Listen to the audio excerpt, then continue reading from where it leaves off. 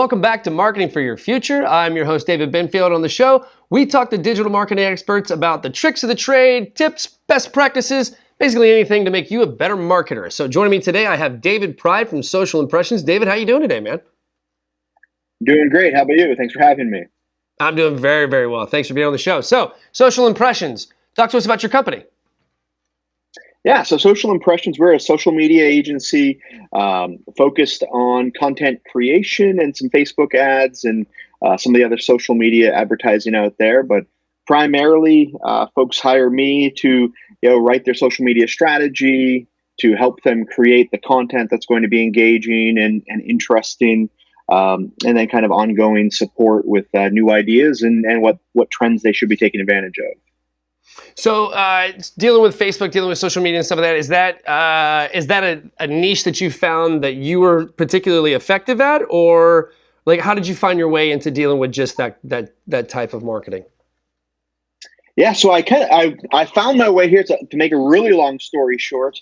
10 years ago, I was working for a uniform company, and I was selling Carhartt clothing to tobacco farmers in Charleston, South Carolina.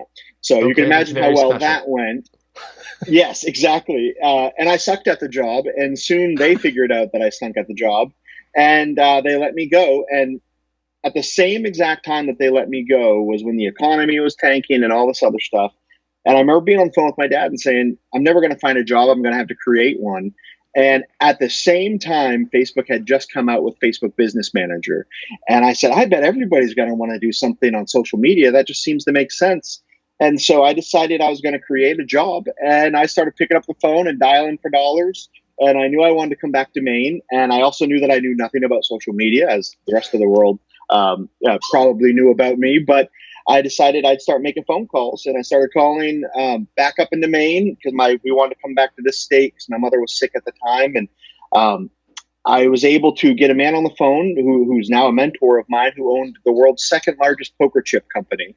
And I got him on the phone and I said, hey, my name is David Pride. I'm a social media expert, which is one of the reasons why I don't trust experts. And I said, look, as you probably know, thousands of people are talking about your poker chips online, thanks to the World Poker Tour. You're not answering them. This is a real revenue opportunity.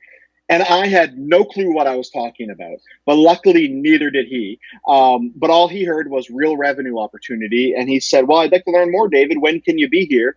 And I didn't dare tell him I was in South Carolina at the time because I knew he wouldn't trust me. And so I said, well, I can be there whenever you want me. And this was on a Monday. And he said, well, how about Wednesday? And I said, okay, great. And so I hung up the phone, and my wife comes home and I'm packing my bags. And she's like, what are you doing? And I go, I started a company. She said, doing what? And I said, I'm a social media expert. And she said, you know nothing about social media. And I said, neither does anybody else, Aaron. And so I downloaded a podcast called Internet Business Mastery.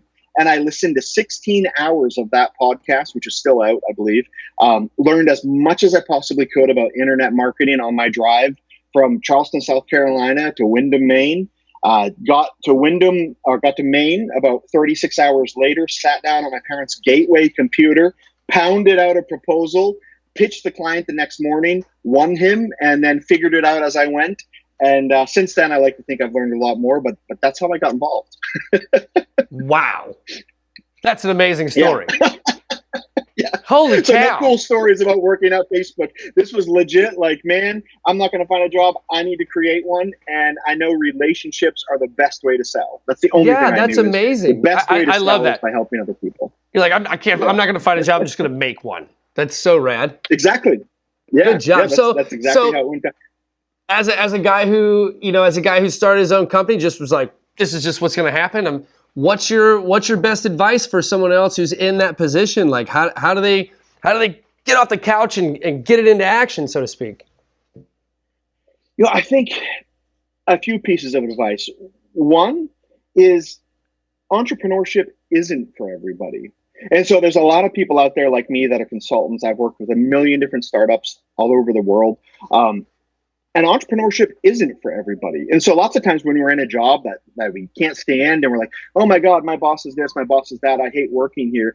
And everybody's like go-to is the hustle. Like, oh, I'm going to be a hustler. I'm going to, do what I did, which was kind of nuts. But it's not for everybody. So number one, make sure you actually want it. Like, understand the risk of, like, you no longer have health insurance. You need to have some savings. And if you don't have savings, then you need to be able to bust your hump and make it work. And so make sure it's what you really want, and keep that reason for why I want to be self-employed front and center.